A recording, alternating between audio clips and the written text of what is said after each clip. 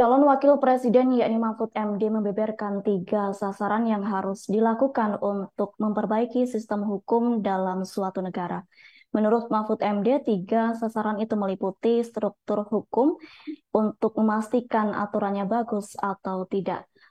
Adapun struktur tersebut disebut sebagai legal structure. Kemudian yang kedua ialah substansi hukum atau legal substance yang memastikan kelayakan penegakan hukum. Adapun yang terakhir menurut Mahfud MD ialah budaya hukum atau legal culture. Pernyataan tersebut disampaikannya dalam acara gaspolkompas.com pada Kamis 23 November. Lanjut dalam acara tersebut, Mahfud MD juga mengatakan apabila 3 sasaran itu sudah bagus dilakukan oleh suatu negara, maka penegakan hukum di negara tersebut sudah bagus. Menurutnya, substansi hukum di tanah air saat ini sudah baik.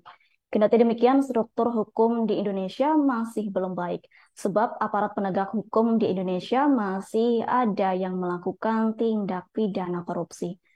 Menteri Koordinator Bidang Politik Hukum dan Keamanan itu pun juga menilai perlu kepemimpinan yang kuat untuk memperbaiki sistem hukum.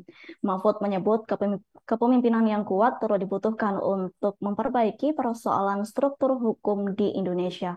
Pasalnya, kepemimpinan yang kuat akan memberikan kepastian dan perlindungan hukum bagi semua pihak. Lalu, ex-ketua Mahkamah Konstitusi itu juga meyakini apabila kepastian dan perlindungan hukum dapat dilakukan, maka seluruh persoalan dapat diselesaikan dengan baik.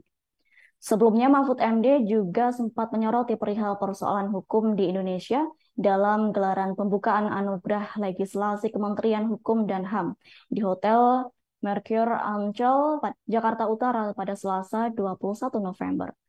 Yakni Mahfud menyebut hukum di Indonesia masih carut-marut karena peraturan perundang-undangan yang tumpang tindih hingga marak politisasi. Hal tersebut menurutnya dikarenakan adanya indikasi bentuk ketidakprofesionalan dan ego sektoral dalam berbagai persoalan hukum di Indonesia. Download Tribun X sekarang, menghadirkan lokal menjadi Indonesia.